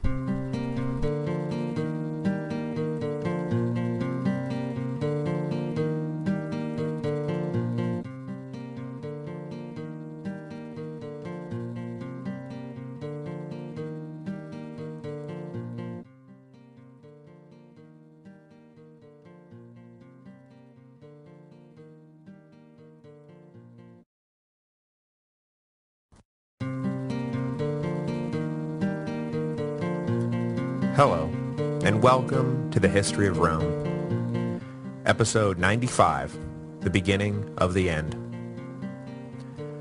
Don't worry about the title of this episode. The transition from Marcus Aurelius to his son Commodus is usually pointed to as the point at which the luck of the Roman Empire began to run out. But it has also been joked on more than one occasion that as decline phases go, we should all be so lucky to enjoy one as long as the Romans did. We are still 300 years from the last Roman emperor and more than 1,000 years from the fall of Constantinople. To put it another way, the United States has officially been a big S state for about 230 years, which would fit neatly into the pocket of Rome's, quote, decline phase. So for those of you who might fear that we are nearing the end of our little podcast, don't worry. Focus on the fact that this is merely the beginning of the end. There is still a lot to cover. The only difference is that rather than talking about what battles the Romans won and what territory they added to the empire, we'll be talking about what battles they lost and what territory they abandoned. Something whose end is rapidly approaching, though, is Augustus's principate. Just as the Republic cracked and by necessity gave way to a new imperial system, so too is the Principate now on the verge of cracking, and by necessity giving way to a new system, which scholars have usually dubbed the Dominate. After the fall of Commodus, the often troubled Severan dynasty will begin the transition away from the convenient fictions that the emperor is merely the first citizen, and the Senate still maintains its ancient power, to a more authoritarian and more militant political order. When the Severans were toppled, the crisis period of the mid-3rd century, roughly analogous to the civil wars of the 1st century BC, finally obliterated the Rome of Augustus and Vespasian and Hadrian, just as Caesar's civil wars had obliterated the Rome of Camillus and Cato and Cicero. Rome would, surprisingly, live through the crisis, but what would come out the other side would be a very different animal than what went in. The empire would no longer be a quasi-republican magisterial dictatorship. Instead, it would be transformed by Aurelian and Diocletian into a quasi-divine monarchy, almost in the mode of ancient Persia. Commodus, then, earns the distinction of being the last true princeps.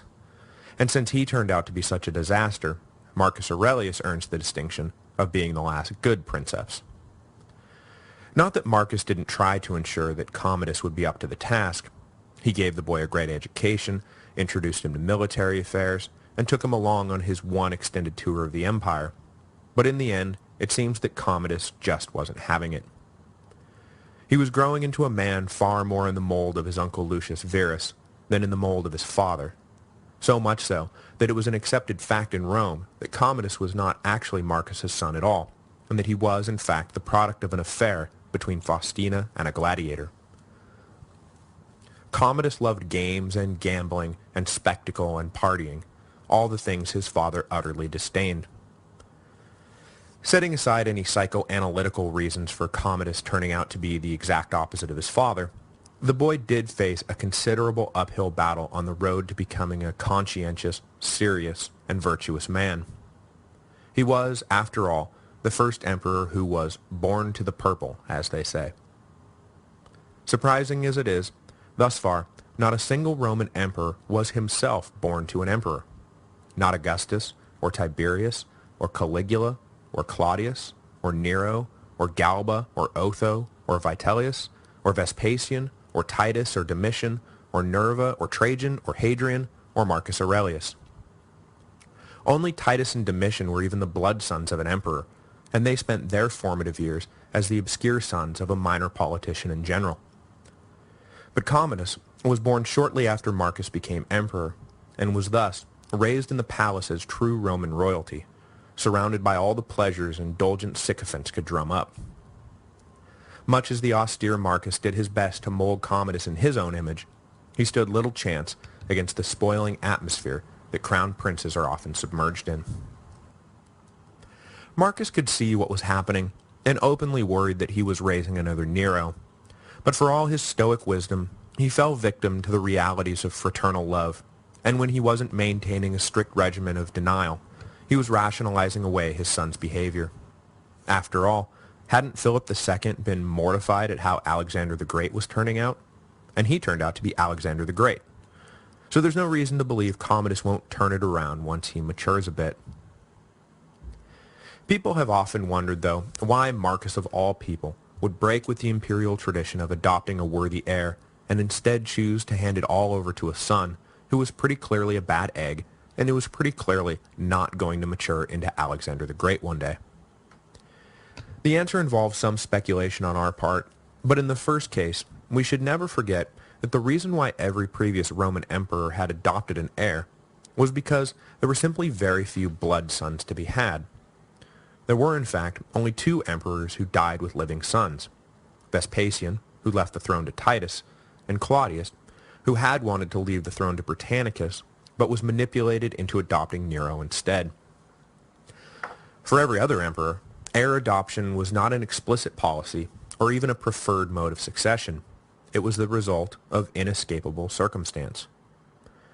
Augustus tried like mad to get anyone with a blood connection to him in power, but was forced by fate to roll with Tiberius instead. Beyond the simple fact that just about every emperor probably would have left the throne to a son had they had the chance, the further fact is that not letting Commodus succeed him brought with it its own problems. In his recent biography of Marcus Aurelius, Frank McLynn talks about Marcus's quandary at length after relaying Septimius Severus's quote that Marcus's great mistake was not killing the rotten Commodus when he had the chance. In McLynn's formulation, Marcus was faced with a stark choice. Either he had to kill Commodus or promote him. There was no middle ground. When, for what I hope are easy to understand reasons, Marcus did not assassinate his own son, he had no choice then but to make him emperor. The alternative would have been to leave the empire with all the ingredients for a civil war. There would naturally be, either out of jealousy, spite, or stifled ambition, those opposed to whoever Marcus decided to adopt in Commodus's place. Those disgruntled elements would likely, as we have seen in other times and places, rally around the overlooked crown prince, whispering in his ear that it was outrageous and unjust that his birthright had been stolen by some usurper, and then, voila, civil war. Had Marcus left Commodus both alive and out of power, we might be talking about that decision as one of the great blunders in history. And the alternative left to Marcus, the not blunder choice as it were, meant killing his own son. Are we really supposed to fault him for not going down that road? Marcus and Commodus arrived back in Rome in late 176, and the emperor quickly set about promoting his son politically. The emperor had already granted his son the title Germanicus in recognition of, the fact that he had been physically present at the front. And now, upon their return to the capital, Marcus shared his triumphal parade with the young man, and they stood side by side in a gleaming chariot as the procession made its way through the city. Probably coinciding with the triumph, though the chronology is a bit hazy, Marcus commissioned his own triumphal column, an intricate spiral relief monument to rival that of Trajan's, telling the story of Marcus's victories along the Danube. The column still stands today, and as I hinted, it is one of the key pieces of evidence we have for putting together a narrative of the Marcomannic Wars. The depiction of the rain miracle is perhaps the most famous panel, but the section usefully depicting a proto-democratic German council of war is also often pointed to by anthropologists of early German history. As the column winds its way up and the momentum of war shifts away from the Germans, we are treated to multiple depictions of a larger-than-life Marcus overseeing prisoners, beheadings, and wailing families. Today, these panels act as a sort of Rorschach test for the viewer, with some claiming to see Marcus playing the part of merciful conqueror, offering clemency to the captured, while others see stoic Marcus playing the part of harsh realist and ordering the executions to proceed. The History of Rome has posted a few of the more famous scenes from the column on the blog at thehistoryofrome.typepad.com and invites you to offer your own interpretation. 177 opened with Commodus elevated to an ordinary consulship, a consulship of particular note, not for anything Commodus did while in office, but because, at 15, he was the youngest consul in the history of the empire. Just as Hadrian had set a precedent whereby the rules would not apply to Marcus, Marcus himself followed the same line with Commodus. For those of you wondering who received the honor of serving as the future emperor's colleague, it was a nephew of Lucius Verus named Plautius Quintillus, who was now married to one of Marcus's daughters. Quintillus would eventually serve as an advisor to the Emperor Commodus, and after being ignored in the succession battles that followed his brother-in-law's death, he would wind up committing suicide in 205 to escape execution at the hands of Septimius Severus. The peaceful lull that the empire had enjoyed following first the cessation of hostilities along the Danube, and then the abrupt end to Cassius's revolt in the east, proved to be just that, a lull, later that year. When spring arrived, the Quadi took advantage of the emperor's withdrawal from the north and began attacking Roman positions across the frontier. They were soon joined by the Marcomanni, and once again the northern border was awash in bloody skirmishes. Marcus hoped his presence would not be required, and that the generals he left behind would be able to bottle up the menace, as he remained in Rome to focus on administrative work and the all-important task of establishing his son's legacy. In the summer of 177, Commodus was given the title Augustus, and with the honorific, the now probably 16-year-old boy found himself elevated to the same level of power Lucius Verus had enjoyed. Technically, father and son were now co-emperors. Coins from this period go out of their way to establish the notion of their joint and unified rule, but as with Lucius, Marcus was still in every way the senior Augusti. Despite Marcus's hopes, the situation in Germania was refusing to solve itself. The Germans had learned from the last round of fighting, and this time refused to offer formal battle to the legions, choosing instead to use guerrilla tactics to harass the Romans. As is typical of most asymmetrical wars, whenever the Romans were able to force a battle, they usually won, but these brief moments of triumph could do little to stop the never-ending series of demoralizing raids and ambushes and traps that kept the legions harried and skittish. The situation was quickly spiraling out of control, and after resisting calls for his presence, Marcus finally relented and in 178 began making preparations to return to the front.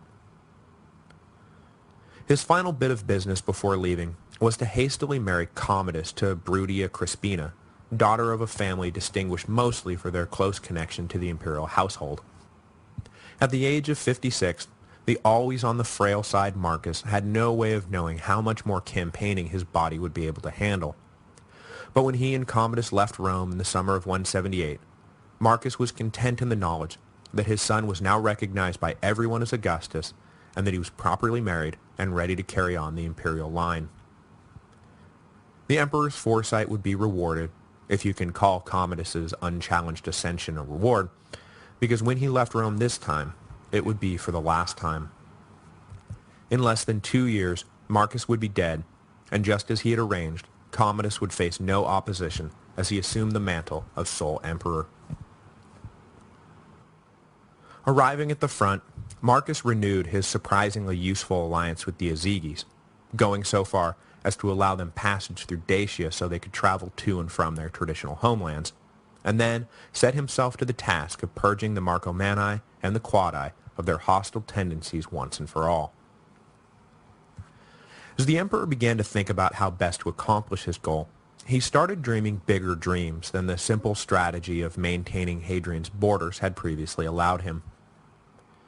Liberating himself from Hadrian's cowardice or prudence or whatever you want to call it, Marcus began to sketch out a plan to annex one or possibly even two new provinces into the empire, internally dubbed Marcomania and Sarmatia. Together, they would have encompassed most of the Czech Republic and Slovakia, and pushed the northern border of the empire into modern Bavaria. Scholars have long pointed out that the scheme was ludicrous, and as a result, doubt the credulity of sources claiming that wise Marcus could have considered such an indefensible, literally indefensible plan. But the patience of the emperor had apparently run out, and he seems to have just wanted to swallow the entire territory into the empire so it could be rationally policed and taxed, rather than being allowed to continue on as a breeding ground for strife and chaos. With the Azygis safely in his corner, Marcus ordered 40,000 soldiers across the Danube, and the process of conquest was initiated.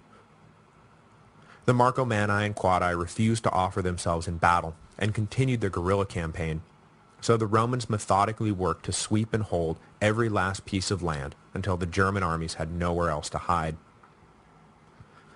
This being no ordinary foreign excursion, the legions began to build stone forts rather than keeping to their mobile camps.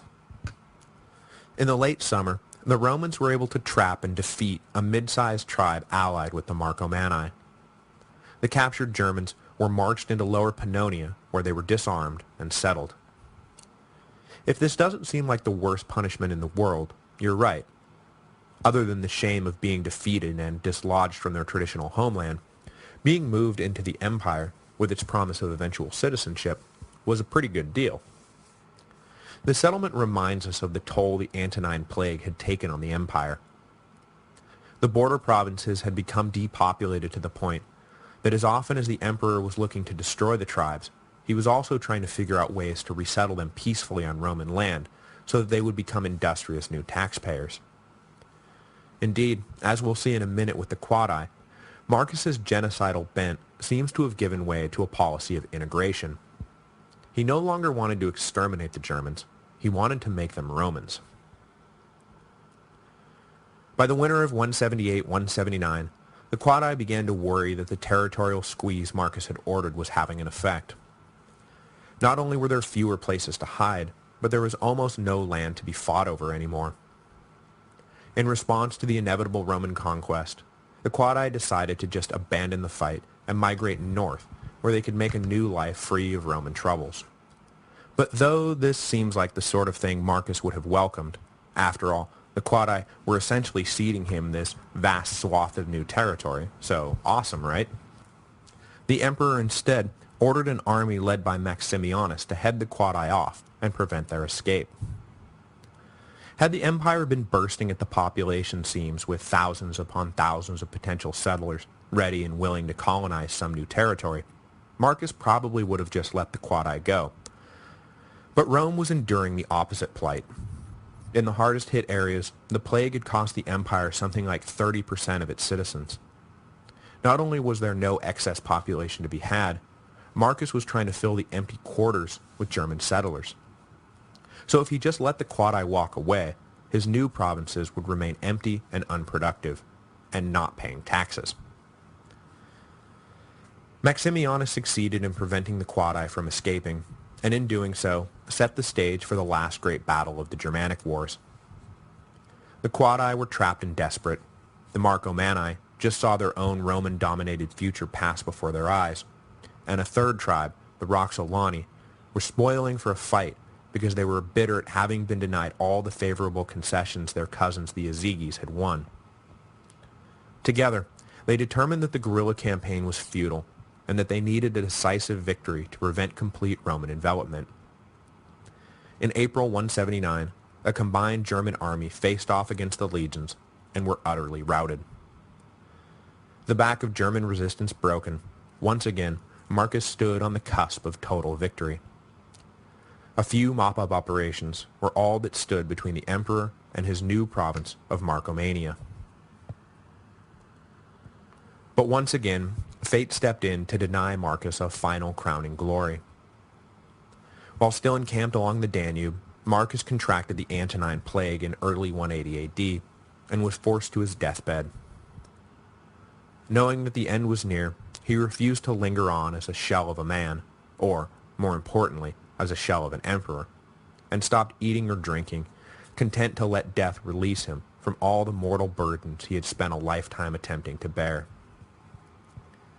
He implored Commodus to complete the job on the Danube, but his son, who did his best to stay away from his dying and likely contagious father at the end, was already beginning to indulge in his own fantasies about what was good and bad for the empire, and what was good and bad for Commodus. In mid-March, Marcus gathered his corps of advisors and generals, a corps who would prove during these troubled decades to be amongst the most capable men in Roman history, and implored them to guide Commodus and give the boy the benefit of their experience and wisdom. Having done all he could do, Marcus died on March 17, 180 AD. He was 59 years old and had been sometimes emperor and sometimes co-emperor for almost exactly 19 years. His death will mark a turning point in Roman history, or at least a turning point in the way we conceive of and tell the story of Roman history. There would be no sixth good emperor. The glory and power that was Rome in the 2nd century would quickly give way to the chaos and destruction that was Rome in the 3rd century. Though we conveniently point to Commodus as providing some crucial element in the transition from good to bad, from rise to fall, the fact is that most of the seeds that eventually grew into the crisis of the 3rd century had taken root during the reign of Marcus Aurelius. Commodus may have acted as some kind of supercharged fertilizer, but it's not like he took an empire at its swinging best and single-handedly destroyed all that was good in the world. First of all, the migration of the barbarian tribes beyond the northern frontier, specifically the rise of an interconnected and sometimes ill-defined people called the Goths, was already putting pressure on the borders in ways never before felt. From the reign of Marcus on, the Western Empire would find itself under near constant attack from these barbarian forces who were looking to raid the empire, or settle within the empire, or conquer the empire. In the past, the unified and disciplined legions had always been able to easily mow down the proud but undisciplined warriors of the north. But a new breed of horde was coming, one that was often led by men who had fought in the legions and who knew how to fight the Roman way, which meant that the Romans were about to lose the one competitive advantage they had always had. Further, the Antonine Plague had sapped the strength of both the legions and the civilian population, reducing the Roman ranks at every level. Senators were dying, farmers were dying, generals were dying, infantrymen were dying, emperors were dying. Food shortages resulted, reduced tax revenue resulted, and thus an increased tax burden on those still alive resulted, and of course, the crippling of Rome's military strength resulted. The problem of manning, feeding, and paying the armies would lead to a disconnect between the interests of the people of Rome and the interests of its armies, which in turn led to the more fully developed military dictatorship of the Severan dynasty. Finally, the brief revolt of Avidius Cassius hinted that the unity between the eastern and western halves of the empire was beginning to crack. When all is well, everyone loves everyone else. When times get tough, everyone begins to look at everyone else as the cause of their misfortune. For those in the east, the western battles against migrating barbarians was a drain on their resources, financial as well as human. And for those in the west, the east had become practically an alien world, inhabited by scheming eunuchs and oriental mystics who were destroying the moral fiber of the empire. It is fair to say that Commodus did not cause any of this, nor did he cause the decline and fall of the Roman Empire. Next week, though, we will see what Commodus did to exacerbate the situation. Because though he got off to a good start, a botched assassination attempt early in his reign would trigger an excess of paranoia, a paranoia the young emperor would offset by retreating into a megalomaniacal fantasy world.